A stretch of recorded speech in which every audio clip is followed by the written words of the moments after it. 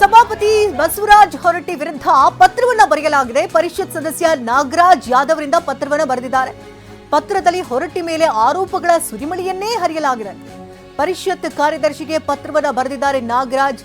ಬಸವರಾಜ ಹೊರಟ್ಟಿ ಪಕ್ಷಾತೀತವಾಗಿ ಅವರು ನಡೆದುಕೊಳ್ತಿಲ್ಲ. ಸಭಾಪತಿ ಆದಂತವರು ಎಲ್ಲಾ ಪಕ್ಷದ ಪರ ಇರಬೇಕು.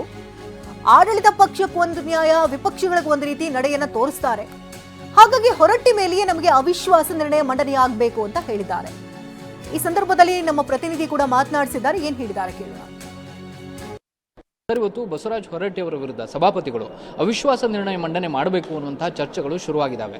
ನಿಮ್ಮ ಗಮನಕ್ಕೆ ಬಂದ ಹಾಗೆ ಏನೆಲ್ಲ ಆರೋಪಗಳು ಅವರ ವಿರುದ್ಧ ಕೇಳಿ ಬರ್ತಾ ಇದ್ದಾವೆ? ನೋಡಿ, ಎರಡು ವಿಚಾರಗಳು. ಒಂದು ನಂಬರ್ ವಿಚಾರ ಬರ್ತದೆ. ಈಗ ನಂಬರ್ಗಳ ವಿಚಾರ ನೋಡಿದಾಗ ನಾವು ಮತ್ತು BJP ಅಲಯನ್ಸ್ ಜೊತೆಗೆ ನೋಡಿದ್ರೆ ಸರಿಸಮವಾಗಿರ್ತಕ್ಕಂಥದ್ದು. ಒಂದು ಇಂಡಿಪೆಂಡೆಂಟು ಲಖನ್ ಜಾರಕಿಹೊಳಿ ಇದ್ದಾರೆ. ಅವರು ಮುಖ್ಯಮಂತ್ರಿಗಳಿಗೆ ಆತ್ಮೀಯರಾಗಿರೋದ್ರಿಂದ ನಮಗೆ ನಂಬಿಕೆ ಇದೆ, ಖಂಡಿತವಾಗ್ಲೂ ಕೂಡ ಮೆಜಾರಿಟಿ ಇದೆ ಅನ್ನೋ ಭಾವನೆ ಇದೆ. ಅದು ನಂಬರ್ ಗೇಮ್ ವಿಚಾರ, ಅದು ಸೆಕೆಂಡ್ರಿ. ಆದರೆ ಒಂದು ವಿಧಾನ ಪರಿಷತ್ ಚಿಂತಕರ ಚಾವಡಿಯಲ್ಲಿ ಯಾವ ರೀತಿ ನಡ್ಕೋಬೇಕೋ ಆ ರೀತಿ ಸಭಾಪತಿಯಲ್ಲಿ ನಡ್ಕೊಂಡಿಲ್ಲ ಅಂತಕ್ಕಂಥದ್ದು ನನ್ನ ಆಕ್ಷೇಪ ಇರತಕ್ಕಂಥದ್ದು.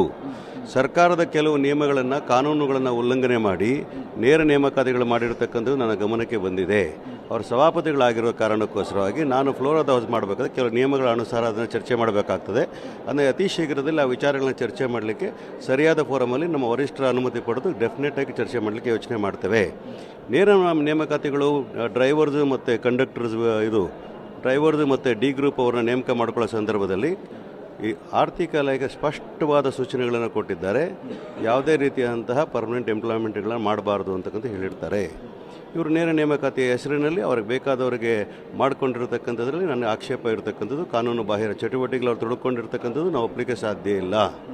ಎಲ್ಲ ವಿಚಾರಗಳು ಅದು ಮಾತ್ರ ಅಲ್ದಿರ ಅವರ ಸಿಬ್ಬಂದಿಯಲ್ಲಿರ್ತಕ್ಕಂಥ ಅವರ PS ಇರ್ಬೋದು, ಅವ್ರ ಕಡೆ ಇರೋರ್ತಕ್ಕಂಥ ಮಾಡಿರ್ತಕ್ಕಂಥ ಕೆಲವು ದುಂದು ವೆಚ್ಚಗಳ ಬಗ್ಗೆಯೂ ಚರ್ಚೆ ಆಗಬೇಕಾಗ್ತದೆ. ಯಾಕಂದರೆ ಚಿಂತಕರ ಚಾವಡಿಯಲ್ಲಿ ನಾವು ಸಂವಿಧಾನ ಆಶಯಗಳ ಅಡಿಯಲ್ಲಿ ಕೆಲಸ ಮಾಡಬೇಕಾಗ್ತದೆ, ಸಂವಿಧಾನ ಚೌಕಟ್ಟಲ್ಲಿ ಕೆಲಸ ಮಾಡಬೇಕಾಗ್ತದೆ. ನಮ್ಮ ಹತ್ರ ಹಲವಾರು ದಾಖಲೆಗಳನ್ನು ಹಲವಾರು ಜನ ತಂದು ಕೊಟ್ಟಿರ್ತಕ್ಕಂಥ ನನ್ನ ಹತ್ರ ಇದೆ. ಇವೆಲ್ಲ ವಿಚಾರನ ಸರಿಯಾದ ಸಂದರ್ಭ ಚರ್ಚೆ ಮಾಡ್ತೀವಿ. ಬಟ್